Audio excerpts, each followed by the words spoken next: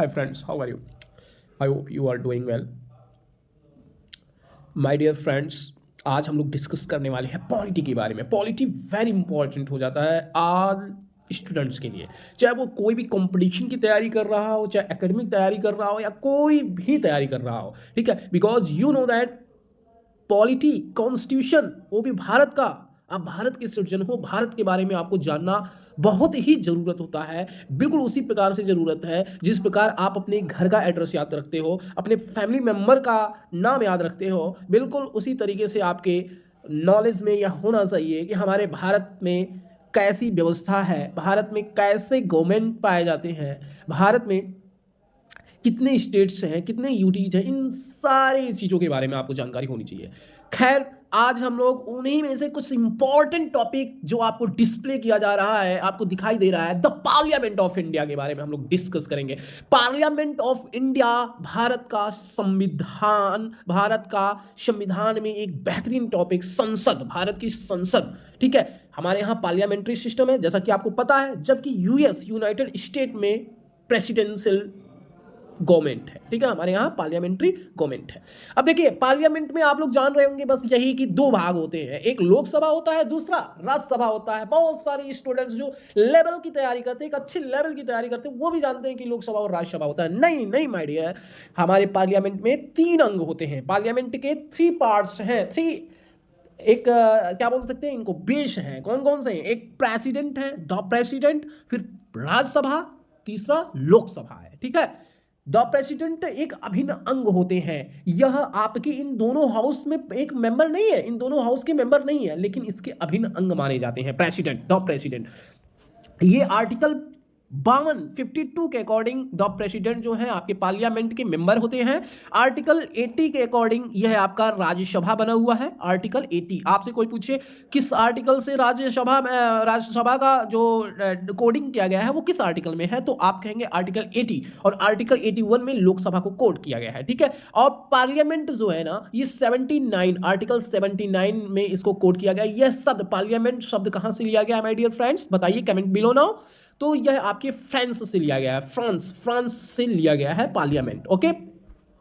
आइए आगे हम लोग डिस्कस करते हैं, थोड़ा इंपॉर्टेंट टॉपिक डिस्कस करेंगे। वेरी वेरी इंपॉर्टेंट टॉपिक होगा आपका सरकार, गवर्नमेंट के कितने सदस्य होते हैं, गवर्नमेंट में कितने सदस्य हैं। यानी किसी भी कंट्री को रेगुलेट करने के लिए हमारे पास एक सरकार होनी चाहिए, और उस सरकार के एक अंग होने चाहिए। जैसे आपकी बॉडी है, बॉडी में आपके अंग हैं, क्या क्या अंग है आपके? 2 हाथ हैं, 2 पैर हैं, 2 आंख हैं, 2 कान हैं, 1 नाक है, 2 नाक नहीं है, 1 नाक है। तो सो दैट ऐसे ही भारत को चलाने के लिए हमारे कुछ पार्टीज बनाए गए हैं, कुछ डिपार्टमेंट बनाए गए हैं। जैसे कि बोले एक लेजिस्लेटिव मतलब लेजिस्लेचर, विधायिका, जहां विधि बनती हो, जैसा कि नाम से पता चला, जहां कानून बनता हो, लॉ मेकर बॉडी इसे बोलते हैं। विधायिका, विधि बनती है, कानून बनता है, यह आपका एक बॉडी हो गया लेजिस्लेटिव। दूसरा एग्जीक्यूटिव मतलब जो विधि आपका बना हुआ है ना, वो विधि यहां एग्जीक्यूट कराया जाएगा, यानी उसको चलाया जाएगा, समाज में, सिटीजन्स में फॉलो कराए जाएंगे, ठीक है। अब ये लॉ और कानून जो होते हैं वो किसके लिए बनाए जाते हैं? हम लोगों के लिए, आम जनता के लिए बनाए जाते हैं,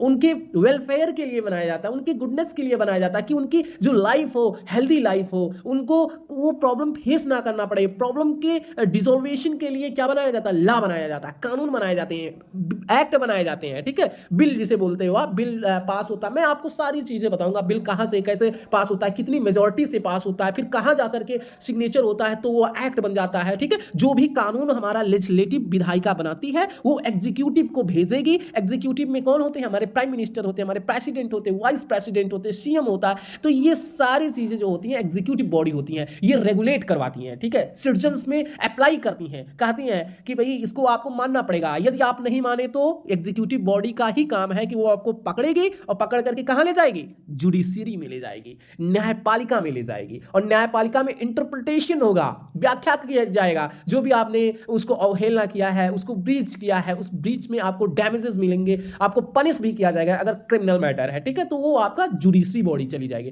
और इन सबको दिखाने का काम क्या कौन करेगा, यानी विधायिका कैसी कानून बना रही है, क्या कानून है, कैसे सिटीजन्स को वेलफेयर करेगा वो कानून, कैसे टेरिटरी में उसको एप्लीकेशन कैसे होगा, एप्लीकेबल क्या होगा, या एप्लीकेशन करने में क्या प्रॉब्लम्स आएंगे, या हमारा इंटरप्रिटेशन क्या होगा उस प्रॉब्लम का, इंटरप्रिटेशन क्या है, उसका सोल्यूशन क्या है, ये सारे तमाम चीजों को दिखाने का काम कौन करेगा, मीडिया करेगी।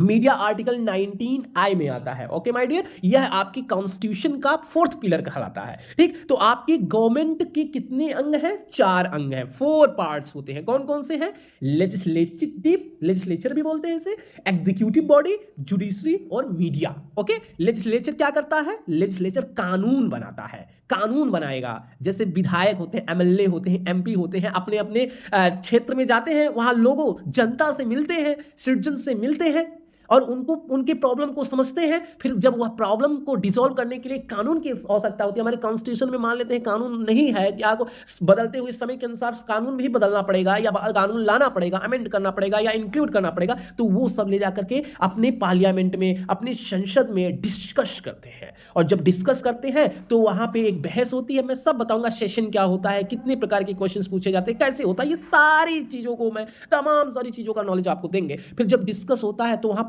पास किए जाते हैं वोट के मेजॉरिटी के according, 2/3 majority, 50%, special majority, special with ratification to state, ये बहुत सारे मेजॉरिटी होते हैं। उस मेजॉरिटी के अनुसार उसको पास किया जाता है। जब ये लोकसभा और राज्यसभा दोनों में पास हो जाते हैं माय डियर, तो ये कहां चले जाते हैं, ये आपके प्रेसिडेंट के पास चले जाते हैं। जब प्रेसिडेंट उस पर साइन कर देते हैं, सिग्नेचर कर देते हैं, तो वह क्या हो जाता है, एक्ट बन जाता है, वह कानून बन जाता है। और यह जब कानून बन गया तो यह एग्जीक्यूटिव को मिल जाता है, यानी आपके प्राइम मिनिस्टर को मिल जाएगा। प्राइम मिनिस्टर तो पार्लियामेंट में ये पीएम अपने मिनिस्टर्स को दे देंगे, मिनिस्टर्स अपने एग्जीक्यूटिव करवाएंगे उसको। ठीक है, वहां पे हमारे आईएएस डिस्ट्रिक्ट लेवल पे आते आते आईएएस हो जाते हैं, पीसीएस हो जाते हैं, जो डीएम आप बोलते हैं, डीएम हो जाते हैं, एसपी हो जाते हैं, ये सब उसको एग्जीक्यूट करवाएंगे। ठीक है, अगर इसमें कोई सर्जन इसको अवहेलना करता है, नहीं मानता है, तो उनको पकड़ करके कहां ले जाया जाता है, कोर्ट ले जाया जाता है, जिसे आप जुडिशरी बोलते हो। न्यायालय में जाते हैं, न्यायालय उस व्यक्ति को पनिश करती ताकि वह ऐसा काम ना करे और उसको देख करके अगला बंदा भी सुधर जाए कि भाई देखो फलाने भाई ऐसे किए थे,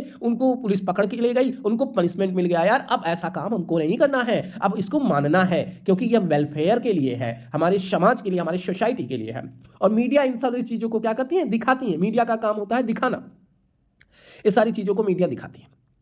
ओके, अब हम लोग आगे बढ़ते हैं विधायिका को लेकर के। विधायिका देखिए, विधायिका जो होती है वो यूनियन लेवल तक की होती है, और यहाँ पे संसद, यूनियन लेवल में विधायिका जो होती है वो क्या होती है, पार्लियामेंट होती है। यूनियन मतलब पूरा 28 राज्य 8 यूटी को जो मतलब कंज्यूम किया, गवर्न कर रहा है वो। ठीक है, अब वहाँ पे जो आपका कानून बनता है संसद में बनता है। इसको हम, ये जो शब्द है ना, ये फ्रांस से लिया गया है। कहाँ से लिया गया है, फ्रांस। इससे हम mother of all parliament, British संसद को क्या बोलते हैं, मदर ऑफ ऑल पार्लियामेंट बोलते हैं, याद रखिएगा।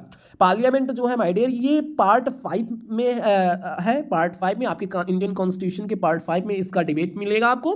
आर्टिकल कितने से है, आर्टिकल 79 से लेकर के 122 तक है। ओके, अब ये पार्ट मैंने आपको पहले भी बता दिया था कि इसके 3 अंग होते हैं, एक प्रेसिडेंट होता है, दूसरा राज्यसभा होता है, तीसरा लोकसभा होता है। आर्टिकल किसके अकॉर्डिंग, 52 के अकॉर्डिंग प्रेसिडेंट, जो आपके पार्लियामेंट के नेसेसरी पार्ट होते हैं, अभिन्न अंग होते हैं। ठीक है, अभिन्न अंग, इनको अलग नहीं किया जा सकता है। ठीक है, क्योंकि ये दोनों, लोकसभा राज्यसभा, कोई भी नियम कानून बनाए अपने में फॉलो करें या उसको मेजोरिटी से प्रूव करें, जब तक प्रेसिडेंट, हमारे प्रेसिडेंट का सिग्नेचर नहीं होगा तब तक वह बिल ही रहेगा, एक्ट नहीं बन सकता, कानून नहीं बन सकता है। ठीक है, आर्टिकल 80 के दरमियान कौन आएंगे, हमारे राज्यसभा आएंगे। आर्टिकल 81 में कोडिंग किया गया है लोकसभा को। लोकसभा आपका प्रथम सदन है, राज्यसभा द्वितीय सदन है। इसे हाउस ऑफ द एल्डर्स बोलते हैं, किसको, राज्यसभा को। इसको हम क्या बोलते हैं, हाउस ऑफ एल्डर्स। ठीक है, ये परमानेंट बॉडी होती है, जबकि लोकसभा परमानेंट नहीं होती, टेम्परेरी होती है। हालांकि इसका 5 साल तक क्या होता है, कार्यकाल होता है इसके मेंबर का। अब देखिए कार्यक्रम से, देखिए अगर आपसे कह दिया जाए कि ये क्रम में सजाएं या क्रम में इसको कोडिंग करें, तो आप क्या करेंगे, पहले प्रेसिडेंट, फिर राज्यसभा, फिर लोकसभा। ठीक है, ना तो लोकसभा, ये जो प्रेसिडेंट होते हैं ना, ये ना तो लोकसभा और ना ही राज्यसभा के मेंबर होते हैं, ये किसी के मेंबर नहीं होते हैं, लेकिन इसके अभिन्न अंग होते हैं। ना ही वो लोकसभा के मेंबर है, ना ही राज्यसभा के मेंबर है। अब हम लोग देखते हैं सरकार के रूप, यानी इंडिया में फॉर्म ऑफ गवर्नमेंट क्या है, एफओजी, फॉर्म ऑफ गवर्नमेंट क्या है, कैसी गवर्नमेंट पाई जाती है। तो इंडिया में पार्लियामेंट्री गवर्नमेंट पाई जाती है, क्योंकि भैया संसदात्मक सरकार है, क्योंकि मेन पावर जो है हमारे प्राइम मिनिस्टर के पास है। प्रेसिडेंट तो सिग्नेचर करेंगे, वो नाम मात्र के हैं, उनके बिना नाम से कुछ नहीं हो सकता है। मैंने एक वीडियो डाला है हमारे चैनल पे, विजिट कीजिए और वहां पे देखिए, मैंने अपने प्रेसिडेंट, भारत के प्रेसिडेंट के पावर के बारे में बताया। बहुत ह्यूज पावर है, बहुत एनहेंसिंग पावर है भाई साहब, आप जाकर के देखिए। फिर भारत में पार्लियामेंट जो है ये संसदात्मक सरकार है। यहाँ पे मेन पावर किसके पास होता है? प्राइम मिनिस्टर के पास होता है। फिर ये प्रेसिडेंशियल जो गवर्नमेंट है वो कहाँ है? यूएस में है। फॉर एग्जाम्पल मैंने लिख भी दिया है। अब देखिए पार्लियामेंट में सीट की संख्या क्या है? Number of seat in parliament. तो पार्लियामेंट में कितने सीट हैं इसको हम लोग देखते हैं। लोकसभा जो है आर्टिकल 81 में आता है। टोटल कितने सीट है पार्लियामेंट में? 552। ये कितने साल तक रहेंगे? 2026 तक रहेंगे, ठीक है। अब देखिए 552 सीटें हैं, 552 सीटें, लेकिन 552 सीटें कहां से आती हैं इसको भी डिवाइड किया गया। बहुत नेसेसरी है ये जानना। 530 सीट आपकी स्टेट से चुने जाएंगे और 20 जो है यूटी यूनियन टेरिटरी से चुने जाएंगे और 2 मेंबर जो होते हैं वो एंग्लो इंडियन होते हैं। किसके अकॉर्डिंग? आर्टिकल 362 सब क्लॉज 2 में जिक्र किया गया है इस चीज का, ठीक है, एंग्लो इंडियन का। अब देखिए 530 मेंबर्स हैं ना, ये आपकी स्टेट से चुने जाएंगे। कितनी स्टेट? 28 स्टेट है इस समय। आर्टिकल 81A के अकॉर्डिंग चुने जाएंगे, ठीक है। यूटी में आर्टिकल 81B के अकॉर्डिंग चुने जाएंगे 8 यूटी से, ठीक है। एंग्लो इंडियन जो होता है आर्टिकल 331 जो के तहत राष्ट्रपति नॉमिनेट करते हैं एंग्लो इंडियन को, 2 एंग्लो इंडियन को जब आवश्यकता पड़ती है तो। लेकिन इसमें एक स्टार पॉइंट ये है, एक नोट पॉइंट ये है कि constitution amendment 104, Indian constitution amendment 2019 के तहत इसको डैमोलिश कर दिया गया, इसको क्या कर दिया गया? समाप्त कर दिया गया। अब देखिए कुल मिलाकर के हमारे यहाँ इस समय कितने हैं? 524 मेंबर आपके क्या है? 525 मेंबर आपकी स्टेट से चुने गए हैं और 19 मेंबर जो हैं वो आपके यूटी से चुने गए हैं। तो दोनों मिलाकर के 500 कितने हो जाएंगे? 43 हो जाएंगे। यहाँ पे देखिए प्रेजेंट में लोकसभा की सीट संख्या 524 सीट स्टेट से है, 19 सीट यूटी से है। दोनों को आप कैलकुलेट करेंगे तो 548 हो जाएगा। अब देखेंगे हम लोग आगे देखेंगे क्या है भैया, लोकसभा के चुनाव की अधिसूचना कौन देता है, कौन जानकारी देता है? तो ये हमारे प्रेसिडेंट देते हैं। लोकसभा का चुनाव किया जाए तो ये कौन एक्सप्लोइट करता है, एक्सप्लोकेशन करता है? तो ये हमारे प्रेसिडेंट करते हैं। लोकसभा का चुनाव कौन करवाता है? तो इलेक्शन कमीशन करवाता है, ठीक है। और किस पद्धति, किस सिस्टम के द्वारा होता है, कैसे होता है? तो ये फर्स्ट पोस्ट सिस्टम FPTPS के सदस्यों का चुनाव आधारित है, ठीक है। इसका मतलब होता है माय डियर कि जो सबसे ज्यादा वोट पावेगा वही क्या होगा? पार्टी का नेता चुना जाएगा, वही उसी की पार्टी होगी, ठीक है। जो भी व्यक्ति ज्यादा वोट लाएगा वही जीतेगा, ठीक है। ये यही होता है FPTPS, ठीक। अब देखिए वोटिंग एज क्या है? वोटिंग एज आपकी है 18 ईयर, ठीक है। 61 कॉन्स्टिट्यूशन अमेंडमेंट 1989 में पहले एक क्या हो गया था? 21 ईयर था, 21 ईयर था, लेकिन अब उसको घटा करके 18 ईयर कर दिया गया, 18 साल कर दिया गया है। आर्टिकल 326 में यह क्या है? मेंशन है। Okay, thank